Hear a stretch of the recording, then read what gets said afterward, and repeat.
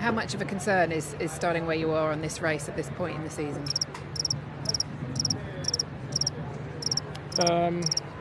I don't know. I mean, just try to do my best. It's been a difficult weekend for us.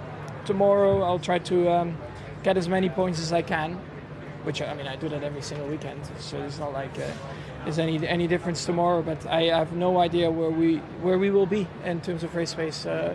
Max Verstappen might be on the verge of making the most shocking move of his career.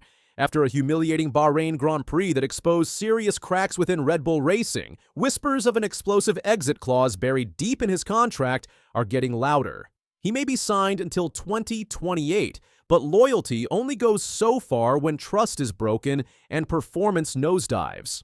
For the first time in years, the reigning champion's future is uncertain, and the Formula One world is bracing for impact. The details of this exit clause have finally come to light, allowing Verstappen to potentially walk away if he falls below third place in the Drivers' Championship after a designated portion of the 2025 season. With Red Bull's RB21 car struggling for pace and reliability, this once unthinkable scenario now looms large over the sport. Could F1's most dominant partnership of recent years be coming to an abrupt end? At the heart of this brewing storm is a contract clause that Christian Horner himself confirmed contains a performance-related element. Sources reveal that Verstappen can trigger this clause if his championship position drops below third, a situation that suddenly appears far from impossible given Red Bull's current struggles. This exit mechanism typically becomes available during the summer break, a critical juncture that's rapidly approaching as the championship battle intensifies. This isn't the first time such rumors have circulated around Verstappen. A similar situation emerged in 2019 when the Dutch driver was linked with potential moves to Mercedes and Ferrari.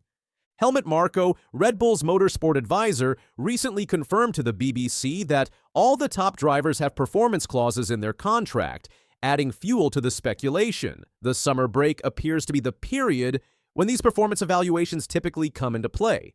The timing couldn't be worse for Red Bull. Despite Verstappen being contracted until the end of 2028, his current position, third in the championship and just 8 points behind leader Lando Norris, places him perilously close to activating this explosive clause. What has transformed this contract speculation from paddock whispers to front-page news?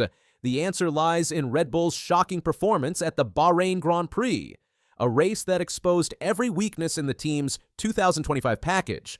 Verstappen limped home in 6th place, finishing a staggering 34 seconds behind race winner Oscar Piastri despite a mid-race safety car that should have compressed the field. The four-time world champion's frustration was palpable as he battled a car plagued by fundamental issues.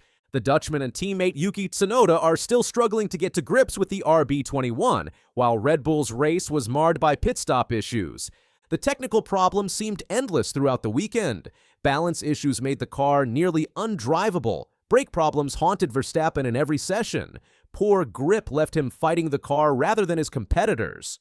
And when pit stop equipment failures compounded these issues, Verstappen briefly found himself running last, a position unthinkable for the reigning champion.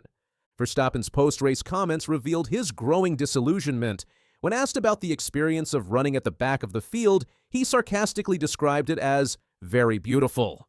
In a telling moment, when prompted about debriefing with the team, Verstappen coldly responded, "At the moment not, I don't feel like it."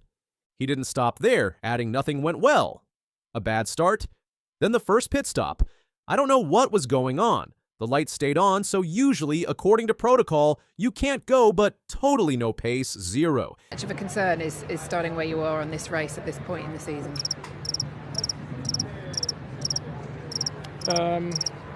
I don't know. I mean, just try to do my best. It's been a difficult weekend for us.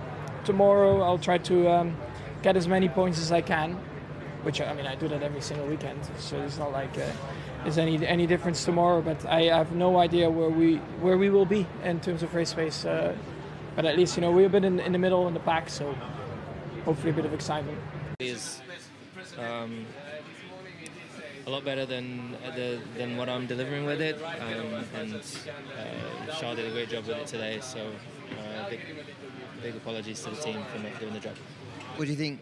But also hear us quite clearly. This catastrophic performance leaves Verstappen clinging to third place in the championship standings, just 6 points ahead of Mercedes driver George Russell.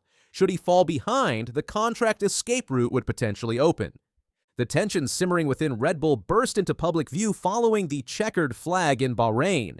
In an extraordinary scene, Verstappen's manager Raymond Vermeulen confronted Helmut Marko in what witnesses described as a heated exchange. Sky Sports' Ted Kravitz reported, at the end of the race, Raymond Vermeulen, Max's manager, came into the Red Bull garage and gave Helmut Marko what can only be described as a piece of his mind. He was remonstrating with Helmut Marko. Helmut Marko was standing there and taking it, and then Raymond stormed off at the back of the garage, taking his pass off as he went. Clearly, they are not happy. This confrontation didn't occur in isolation. Multiple reports confirmed an intensive meeting taking place between team principal Christian Horner, technical director Pierre Wache, chief engineer Paul Monaghan, and Marko immediately after the race, a crisis summit to address the team's alarming decline. Perhaps most telling were Marko's own comments to the media following this tumultuous weekend. The typically forthright Austrian admitted, "The concern is great. Improvements have to come in the near future so that he has a car with which he can win again. We have to create a basis with a car so that he can fight for the world championship." The Red Bull advisor went further, describing the situation as very alarming and acknowledging that the team is not competitive despite their victory in Japan just 1 week earlier. This public admission of weakness from such a senior team figure speaks volumes about the crisis enveloping the former champions. What exactly has transformed the dominant force of recent seasons into a midfield struggler?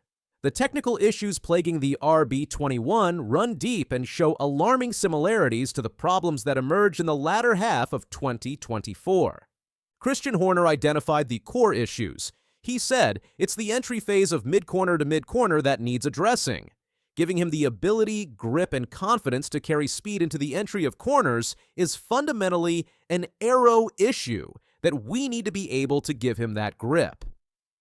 More concerning is Horner's admission of a fundamental disconnect between the team's development tools and real-world performance. Horner added, "I think the problem is that the solutions, with what we see within our tools compared to what we're seeing on track at the moment, aren't correlating. That's what we need to get to the bottom of. Why can we not see within our tools what we're seeing on the circuit?" These correlation issues largely stem from Red Bull's aging wind tunnel, a facility that has fallen behind competitors' more modern equipment. While a new wind tunnel is under construction at the team's campus, it won't be operational until 2027, leaving Red Bull fighting with outdated development tools at a critical juncture. The contrast with previous seasons is stark. At Bahrain in 2024, Verstappen claimed a dominant victory, leading home a Red Bull 1-2 with the closest non-Red Bull driver nearly half a minute behind. This year, the tables have completely turned.